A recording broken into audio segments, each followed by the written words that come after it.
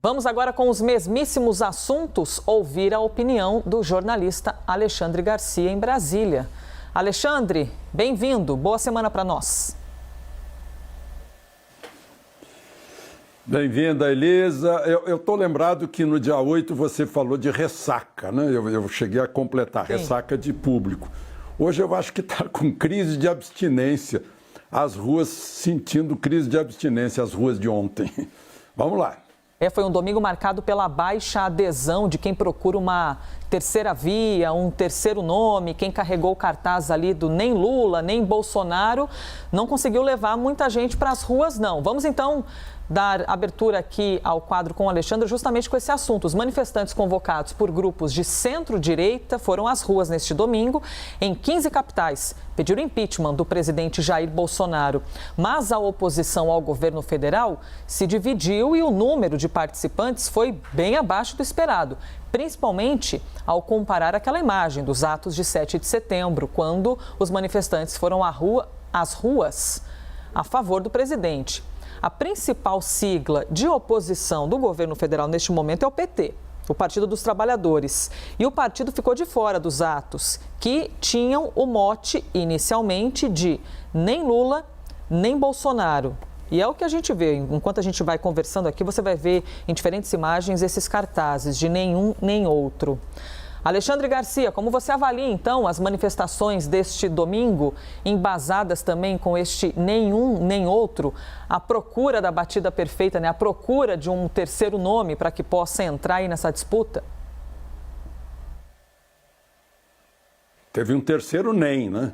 Nem Lula, nem Bolsonaro, nem povo, né? Foi o que a gente viu. A Avenida Paulista estava ali, aquele aglomerado em torno do carro de som do Palanque. E fora dali a avenida relativamente igual a um feriado, né?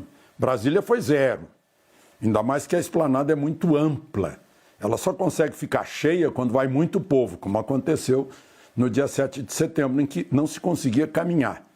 Em Copacabana chegou ao cúmulo de uma agência de notícias dar a foto do carro de som do Palanque, porque não quiseram dar foto. Aliás, a maior parte das fotos não abriu o ângulo, era só pequenos grupos, né? Eram centenas de pessoas, sempre abaixo de 1.000, Belo Horizonte, Recife. Então, foi uma fraqueza muito grande. É onde perguntar por quê. Eu acho que é porque o povo não gosta de trânsfugas, né?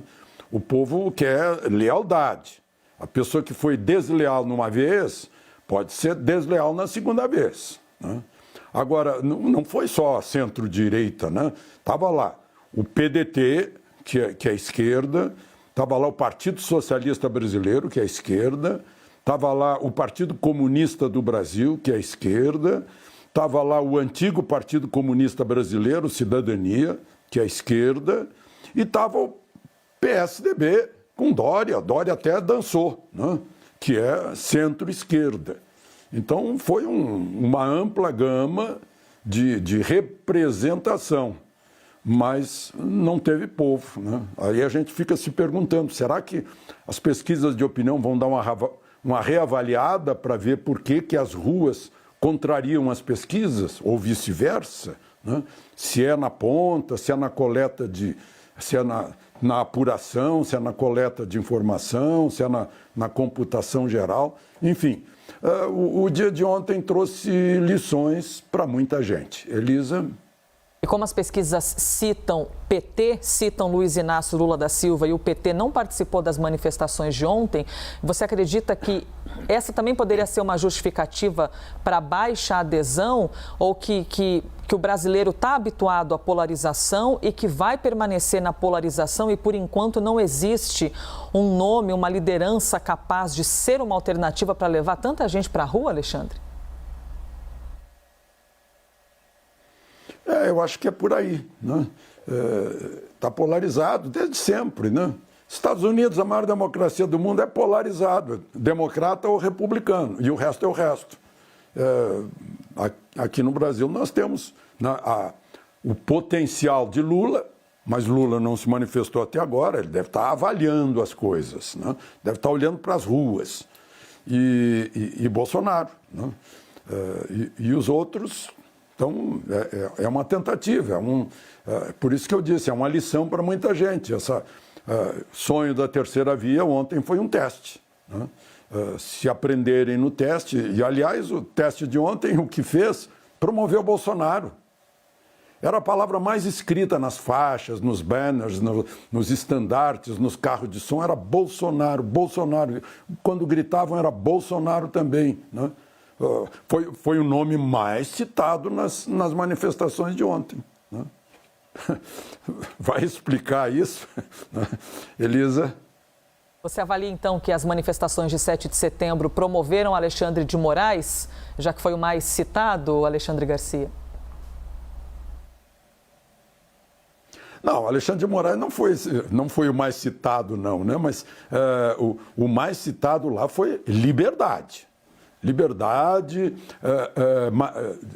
livre manifestação, né? Isso é que foi muito, muito citado no 7 de setembro. Aliás, talvez Alexandre de Moraes tenha participado muito fortemente da mobilização pelos seus atos, né? Então, botou mais gente na rua, inclusive as prisões recentes antes da manifestação, né? Do líder caminhoneiro Zé Trovão, daquele professor de Santa Catarina. Isso estimulou a ida de mais gente, provavelmente ainda mais gente. Puxa, eu preciso gritar liberdade. Precisam me ouvir aqueles que não estão observando a Constituição nem o devido processo legal. Elisa? Alexandre, permanecendo nesse assunto de manifestação e da baixa adesão de ontem, muitos nomes relevantes para a política participaram, principalmente aqui na Avenida Paulista. E são nomes não só importantes, mas potenciais candidatos ao ano que vem, à eleição do presidente da República do ano que vem. Então, estiveram juntos Ciro Gomes, João Amoedo, o ex-ministro da Saúde Luiz Henrique Mandetta e também João Dória, atual governador do estado de São Paulo. Alexandre, se tivesse pelo termômetro de ontem, enxergar alguém que poderia levar a bandeira de uma alternativa, que pudesse ser uma hipótese de uma terceira via, entre esses nomes, em quem você enxerga mais força? Ora, parece, porque está mais tempo como candidato, já contratou até marqueteiro, Ciro Gomes, né? Parece. Agora faltou aí a citação. João Dória, João Amoedo, Mandetta, o Ciro Gomes, você citou mais um, João Amoedo já citou. Uhum. Sim. Faltou o Alessandro Vieira, que já é candidato do Cidadania, ex-PCB. Estava lá também, estava participando. E não vieram outros, né? O Eduardo Leite não estava lá, o Tasso Gereissati não estava, o Rodrigo Pacheco não estava, né? E outros menos votados. Então, é muita gente que está pretendendo esse lugar, né? Quem vai para o trono de terceira via, né? O que significa isso? Fracionamento, né? Fracionamento de uma parte da oposição a Bolsonaro. Fracionamento. Fracionamento significa enfraquecimento. Divide e governa. Então, significa diminuir as chances de ir para o segundo turno. É já ficar no primeiro. O fracionamento dá isso. Por isso que eu falei lições, né? Tem lições a serem aprendidas do ensaio de ontem, né? Para saber de que lado está o povo, afinal. Elisa? Eduardo Leite não foi à manifestação, né, Alexandre, no Rio Grande do Sul. O governador do estado do Rio Grande do Sul participou no Rio Grande do Sul, mas não esteve aqui no palco. Foram 2 palcos, né, montados na Avenida Paulista, um mais na região da Fiesp, outro mais pertinho do MASP, mas em ambos era visível a baixa adesão. Eu vou mudar de assunto agora, Alexandre, trazer o Marco Civil da Internet para poder, na sequência, ouvir a sua opinião depois da mexida, assim digamos, sugerida pelo presidente da República. O presidente do Senado, Rodrigo Pacheco, afirmou que o Congresso Nacional deve ter uma resposta ainda nesta semana sobre ser constitucional ou não a medida provisória assinada por Jair Bolsonaro com algumas alterações no Marco Civil da Internet. Pacheco disse que vai fazer uma avaliação técnica e criteriosa. E ao comentar a medida, Bolsonaro argumenta que não se combate fake news com censura. A medida provisória publicada na véspera do feriado de 7 de setembro restringe o bloqueio de conteúdos publicados em redes sociais. Mas, após a publicação dessa medida provisória, na sequência, alguns partidos entraram com uma ação no STF contra a decisão do presidente Jair Bolsonaro. Ou seja, estão questionando, não é, Alexandre, a decisão do presidente da República. Quero lhe ouvir, então, qual é a sua opinião, a sua avaliação dessas dificuldades que o governo federal tem encontrado na articulação da agenda política no Senado. De que maneira você considera que os senadores vão receber esse assunto? Vão aceitá-lo, acatá-lo ou, no fim das contas, não vai ter conversa? Bom, eu não sei se serão os senadores ou a assessoria jurídica de Rodrigo Pacheco. Ele é advogado, ele sabe muito bem como se faz um parecer. Encomenda-se o parecer e se diz que é contra ou que é a favor, né? Essa análise técnica criteriosa nós já vimos. Uma análise técnica criteriosa, mandar para o arquivo, mandar para o lixo, aquele pedido de impeachment de Alexandre de Moraes, baseado numa cristalina ilegalidade de um processo, do caso do inquérito, aliás, o inquérito das fake news, o inquérito do fim do mundo, como diz Marco Aurélio, né? E foi para o arquivo. Essa foi a análise técnica criteriosa. A gente já não se surpreende mais com nada nesse país. 5 partidos políticos a favor da censura é uma coisa incrível. Um partido político ser a favor da censura, né?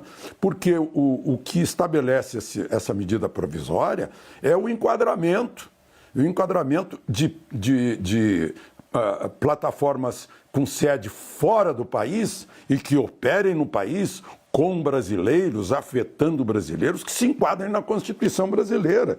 E a Constituição brasileira é muito, muito clara, né? Não importa que tipo de empresa seja, se é pública, privada, religiosa, não importa. Está todo mundo que opera no Brasil submetido à Constituição. O artigo 220 diz que a manifestação do pensamento, a criação, a expressão e a informação sob qualquer forma, processo ou veículo não sofrerão qualquer restrição. Nenhuma lei conterá dispositivo que possa constituir embaraço à plena liberdade de informação jornalística em qualquer veículo. É vedada toda e qualquer censura de natureza política, ideológica e artística, né? Então, está muito claro isso, né? Não vai ser o Congresso Nacional que vai decidir, eu acho que essa avaliação técnica criteriosa. Não pode ser uma avaliação técnica. O Senado é um órgão político, né? O órgão técnico do Senado seria o TCU, digamos, né? Mas as decisões lá são políticas. Então, ficar fazendo eufemismos, a gente já passou por a avaliação técnica criteriosa que arquivou o pedido de impeachment de Alexandre de Moraes, então a gente já pode ficar com o pé atrás para esperar algo semelhante. Elisa? Alexandre, ainda falando da censura, como acabaste de citar, e o presidente da República disse isso, né? Ele argumentou que não se combate fake news com censura.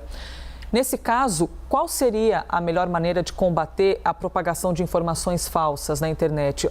Cada rede social, vou citar aqui, Twitter, Facebook, Instagram, YouTube, cada um vai se armando ali, construindo a sua norma para conseguir combater aquilo que é considerado uma fake news.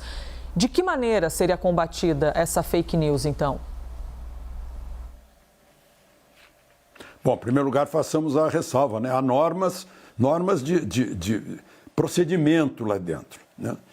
Ninguém pode fazer pedofilia lá dentro, pregar terrorismo, né? Fazer ameaças. Isso está na medida provisória. A medida provisória está de acordo com as regras das plataformas, né? Ninguém pode escandalizar crianças, né? Está na medida provisória também e nas regras, mostrar fotos da intimidade, da privacidade. Isso está na Constituição também, aliás, que a privacidade e a imagem têm que ser preservadas, são direitos fundamentais, né?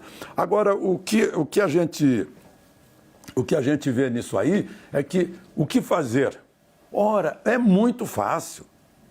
dentro da internet ou fora da internet, bloqueia quem tenta enganar você. Quem pensa que você é idiota, que vai acreditar naquela falsidade óbvia, né? Não vê mais, né? Não passa mais por ali, não vê mais a pessoa, o agente, ou seja lá o que for, né? É a decisão de cada um, né? A gente faz a nossa censura. Bom, isso não entra na minha casa, ponto final, né? Nós não somos obrigados a abrir a porta para todo mundo. A casa é nossa, nós é que decidimos o que entra na nossa casa. Elisa? Assunto bem interessante, que a gente poderia ficar aqui mais um tempo repercutindo, até teria mais perguntas, Alexandre, mas a gente tem de fazer todos os assuntos caberem no tempo do quadro e eu preciso trazer a CPI da pandemia agora para, na sequência, ouvir a sua opinião. Esta é, então, a penúltima semana de trabalho da CPI da pandemia, que recomeça, né? Semana passada não teve, recomeça amanhã, segundo previsão do relator da comissão, o senador Renan Calheiros. O relatório final deve ser entregue até dia 24 de setembro. Nesta semana, a comissão vai focar na investigação sobre a intenção de compra da vacina indiana Covaxin. Amanhã vai ser ouvido o empresário e advogado Marcos Tolentino, apontado por senadores da comissão como um sócio oculto do Fibbank, aquela entidade que teria emitido uma carta de fiança usada pela Precisa na negociação da compra pelo Ministério da Saúde das vacinas à indiana Covaxin. O depoimento de Tolentino estava agendado lá para o dia 1º de setembro, mas você deve se lembrar que ele apresentou um atestado médico que depois foi contestado, né? Os senadores contestaram o atestado, procuraram o hospital, procuraram o médico, em que ele disse, o depoente, que era para ter ido depor no começo de setembro, que não podia ir por questões de saúde. Enfim, é o nome que temos aí nesta semana. Então, a pergunta que eu faço a você, Alexandre, é qual a sua expectativa para essa retomada dos trabalhos da CPI e o que ainda pode ser revelado para que faça parte do relatório final do senador relator Renan Calheiros? A gente se pergunta, terá a CPI uma carta na manga? Um coelho na cartola, porque faltam 10 dias para terminar e está terminando investigando uma vacina que não foi comprada. E não investigou, digamos, os 300 respiradores que foram comprados numa loja de nome de maconha, hemp, e pagos 48 milhões e não investigam, né? Então, e está terminando com a vacina que não foi comprada. Então, parece que é um final muito, muito estranho. Eu acho que a solução é que depois dessa CPI se faça uma CPI de verdade, né? Uma CPI apurando também coisas desta CPI. Como é que 2 investigados foram escolhidos como presidente e relator, né? Como é que se originou no Supremo a CPI, né? Como foram tratadas as pessoas, os prejuízos morais e materiais que as pessoas e empresas tiveram pela inquisição que houve, passando por cima de direitos de qualquer réu, né? De pessoas apenas suspeitas. Então, acho que está precisando fazer uma outra, eu creio que já está se encaminhando para isso no ano que vem.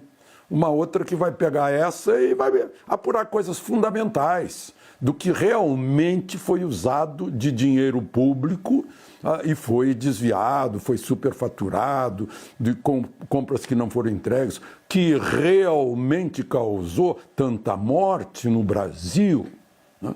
Tudo isso pode ser apurado. E o tempo é o senhor da razão. Na medida em que o tempo passa, os dogmas vão sendo atropelados pelo dia a dia, pela experiência, enfim, o que a ciência vai constatando, né, no dia a dia. Mas eu acho que a CPI está terminando de modo muito triste, né? Já sem audiência que tinha no início, que fez todo aquele barulho, e acabando. Devagarzinho, vai lentamente, a menos que apareça uma carta na manga. Elisa? Alexandre, levando em conta que um roubo é um crime e uma tentativa de roubo também é um crime, Mesmo que não tenha havido a conclusão do contrato de compra da vacina indiana, esse processo de levantar informações e de atestar por meio da CPI, a própria CPI está levantando esses dados, de que houve a possibilidade de haver essa corrupção, mas ela não foi concluída. Não seria também igualmente um crime, a possibilidade de um crime? Está aí a importância de existir a CPI? Não. A possibilidade de um crime não é um crime, né? Essa é uma questão aí para juristas examinarem bastante, né? Não houve a consumação do crime, né? E a gente está supondo que havia a intenção de haver crime.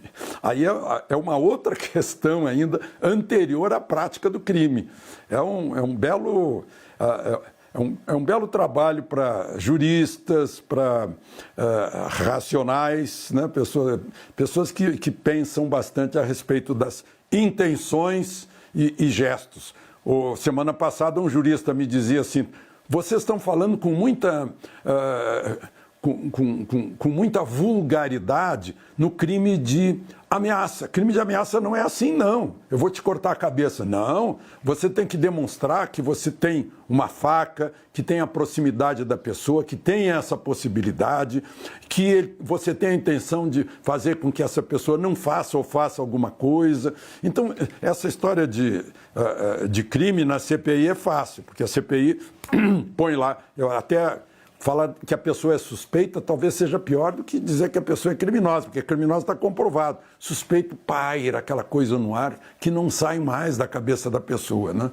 Então, o que a CPI fez foi realmente levantar muita suspeita, se tiver apurado que havia clara intenção de crime, né? De cometer um crime. Qual era o crime? Né? Crime de quê?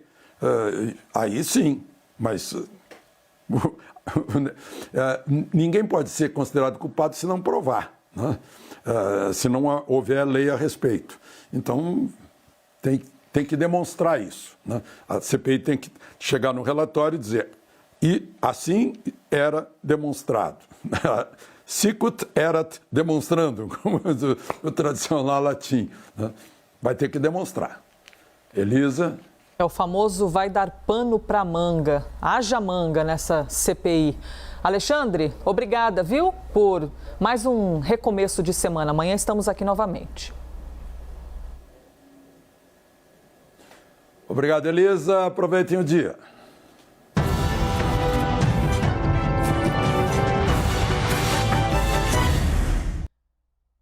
Todas as opiniões emitidas diariamente aqui pelos comentaristas do Liberdade de Opinião, eu lembro a você que não refletem necessariamente a posição da CNN.